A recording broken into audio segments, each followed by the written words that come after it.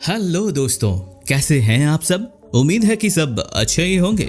दोस्तों, क्या आप भी उनमें से एक हैं जो पंजाब में रहने वाले हर एक व्यक्ति को जो पंजाबी भाषा बोलते हैं, फिर चाहे वो किसी भी धर्म के हों, उन्हें पंजाबी कहकर बुलाते हैं, फिर चाहे वो सिख हों या फिर सरदार, हम सभी को पंजाबी समझते हैं। अगर हाँ, तो आपको बताना चाहूंगा कि आपकी ये जानकारी आधी है और अधूरी भी, और वो इसलिए क्योंकि सिख, सरदार और पंजाबी तीनों अलग अलग होते हैं।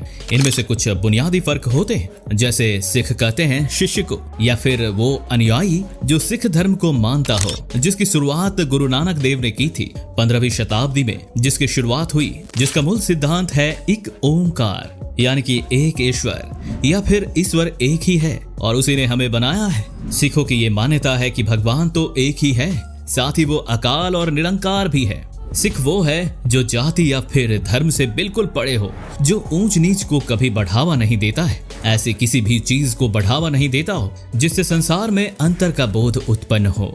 सिखों के लिए केवल दो ही जाति होती है, एक नारी और दूसरी नर जाति, और इसके अलावा कोई अन्य अंतर या नई जाति उत्पन्न ना हो सके। इसलिए सिखों के 10वें गुरु गोविंद सिंह ने अपने सभी अनुयायियों से, जैसे पुरुषों को अपने नाम के आगे सिंह यानी शेर और महिलाओं को कौर यानी शहजादी लगाने को कहा।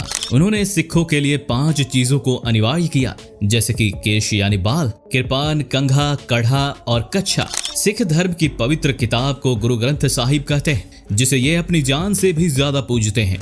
ऐसा करने वाले ही एक असली और सच्चा सिख माना जाता है। दुनिया के 75% से ज्यादा सिख पंजाब राज्य में रहते हैं, और यही वजह है कि हम और आप पंजाबी और सिख को एक ही समझ बैठते हैं। अब बात करते हैं पंजाबी की, जो कोई धर्म या फिर जाति नहीं है, बल्कि एक संस्कृति है, जीने का एक तरीका है, जो पंजाब में रहने वाला या फिर वहां जन्मा व्यक्ति कहलाता है। फिर वो चाहे हिंदू हो या फिर मुस्लिम, सिख हो या फिर ईसाई, पंजाब का हर एक व्यक्ति पंजाबी कहलाता है। ठीक इस तरह सरदार वो लोग कहलाते हैं जो सिख धर्म के अनुयायी तो होते हैं, लेकिन उनका पंजाब की धरती से कोई लेना देना नहीं होता। सरदार वो उपाधि है जिसे पहली बार गुरु गोविंद सिंह ने अपने उन वीर जवानों को दी थी, जिन्होंने मुगलों से लोहा लिया था, जिन्होंने हजारों जवानों की सेना का नेतृत्व किया। ऐसे सिपाहियों को सरदार कहा गया।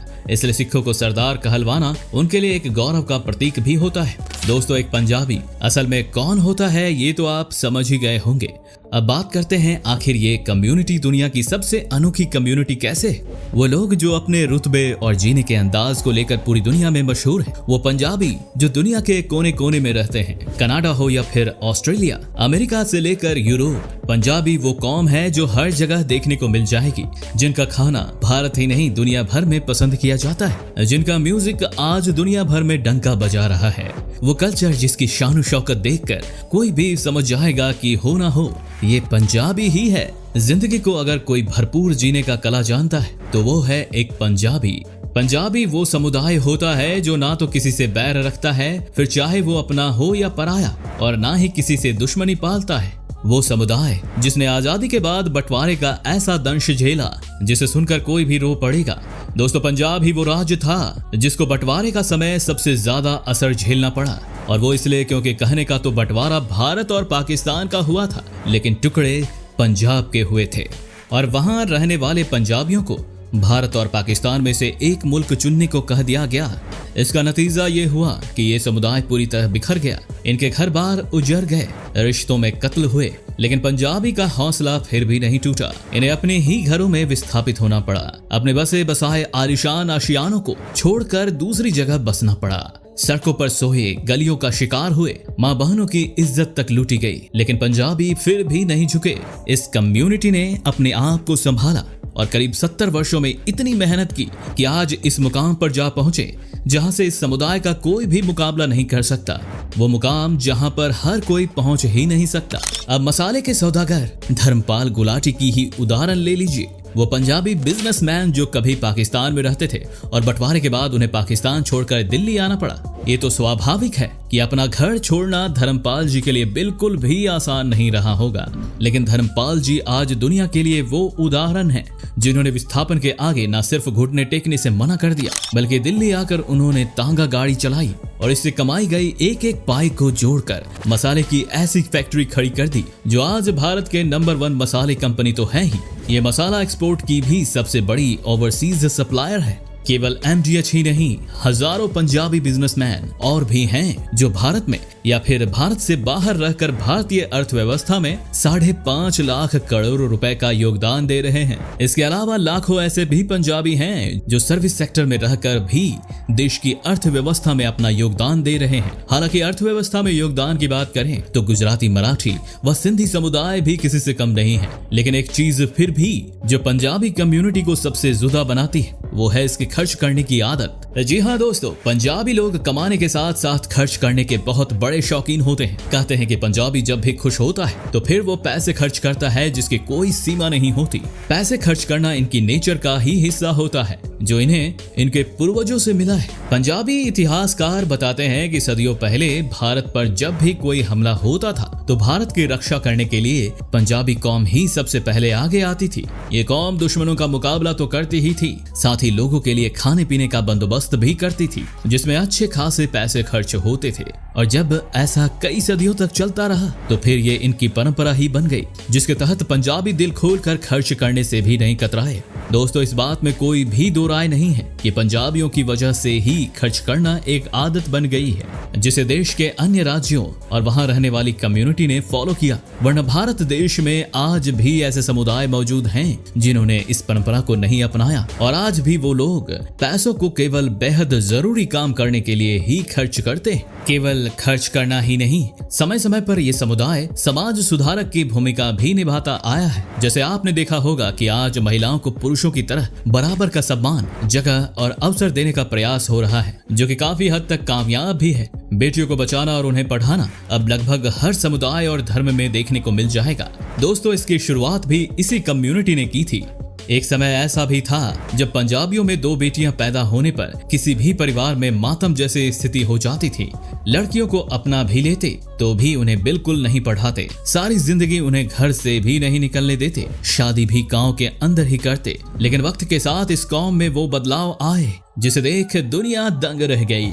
आज इस कौम की बेटियां हर वो काम कर रही हैं जो पुरुष कर लेते हैं। यहाँ तक कि जिन लड़कियों को घर से बाहर जाने की इजाजत नहीं होती थी वो आज लंदन, अमेरिका में रहकर पढ़ाई और नौकरी करती हैं। ब्यूटी कॉन्टेस्ट में भाग लेकर विश्व सुंदरी का खिताब अपने नाम कर रही हैं। ये लोग इतने मॉडर्न हो चुके हैं कि देश में कौन सा ट्रेंड चलेगा, जूते से लेकर कपड़ों तक, हेयर स्टाइल से लेकर कोई भी अन्य ट्रेंड, उसे क्रिएट करने वाली कम्युनिटी अगर कोई है तो वो है पंजाबी। आज छोला भटूरा हो या फिर बटर चिकन, लेकिन हर भारतीय का फेवरेट फूड आइटम इसी कम्युनिटी की देन है। जो लोग नॉनवेज नहीं खाते उनके लिए भी इन पंजाबियों ने दाल मखनी और राजमा चावल का ऐसा स्वादिष्ट भोजन तैयार किया है कि हर कोई उंगलियां चाटता रह जाएगा। नाच गाने की बात करें तो पंजाबी म्यूजिक इंडस्ट्री आज भारत की टॉप इंडस्ट्री है। पंजाबी सिंगर बॉलीवुड के हाईएस्ट पेड सिंगर हैं और वो सिर्फ इसलिए क्योंकि भारत के कोने कोने में आज पंजाबी म्यूजिक को सुना जा रहा है। करोड़ों लोग इनके फैन बन चुके हैं। इसी तरह पंजाबी डांस जैसे भांगड़ा जो हर शादी में देखने को मिल जाएगा, ये वो डांस है जो आज खुशी का प्रतीक बन चुका है जिसे कभी केवल पंजाबी ही किया करते थे। आज भारत और भारत के बाहर रहने वाले लोग खुश होकर करते हैं। फैशन की बात करें तो पंजाबी वो कौम है जिसने भारतीयों को ये बताया कि गुच्ची, अरमानी जैसे इंटरनेशनल ब्रांड्स भी होते हैं जिन्हें आज भी हर कोई पहन नहीं सकता। पंजाबी कम्युनिटी इन ब्रांड्स को पिछले कई दशकों से पहन रही है। ये ब्रांड्स अगर आज इंडिया में मौजूद हैं तो इसका सबसे बड़ा श्रेय पंजाबियों को ही जाता है। और इसी के चलते हमारी देशी फैशन भी अगर आज इस मुकाम तक जा पहुंची है तो उसमें भी पंजाबियों का ही हाथ है। दोस्तों, एक पंजाबी की सबसे बड़ी पहचान ये होती है कि वो सेक्युलर होता है। उसमें सभी धर्मों के प्रति एक बराबर सम्मान होता है। वो जितना गुरु नानक को मानता है उतना ही सम्मान वो भगवान राम और अन्य सभी धर्मों को देता है। लेकिन दोस्तों, पंजाबियों की इस जिंदा दिली को कई लोग शो ऑफ भी समझ बैठते हैं। उन्हें लगता है कि महंगी कारें रखकर और महंगी शादियां करके पंजाबी दिखावा करता है, तो ऐसा बिल्कुल भी नहीं है। ये लोग ऐसा दिल से करते हैं। इनके लिए खुशी मनाना बेहद अहम होता है और उससे ज्यादा ये अहम है कि खुशी को जब भी मनाया जाए तो दिल खोलकर मनाया जाए। और ये खुशी इन्हें महंगी कारों, ब्रांडेड कपड़ों, बढ़िया से बढ़िया खानों से भी मिलता है। हालांकि कुछ पंजाबी ऐसे भी हैं जो इस खुशी की सीमा को पार भी कर जाते हैं और नशे की तरफ बढ़ जाते हैं। जी हाँ दोस्तों, पंजाबियों में शहीद ये वो इकलौती आदत है जो इस कौम के बच्चों को तो बर्बाद कर ही रही है, साथ ही साथ इसकी इमेज को भी काफी नुकसान पहुंचा रही है। पिछले कई दशकों से पंजाबी नौजवानों को नशे की ऐसी लत लगी हुई है कि इसके चर्चे अब भारत ही नहीं दुनिया के अन्य देशों में भी होते रहे हैं। हालांकि पंजाबी समुदाय भी केवल हाथ पर हाथ धरे नहीं बैठा, बल्कि नौजवानों को इस खराब आदत से मुक्ति दिलाने के लिए इस पर जोरों शोरों से काम कर रहा है। इसका मानना है कि एक दिन वो अपनी कम्युनिटी को इस दलदल से बाहर जरूर निकाल लेगा। जिस तरह उनके बच्चे नशे की ओर गए, उसी तरफ उन्हें वापस एक नशा मुक्त जीवन की तरफ जरूर लाकर रहेंगे।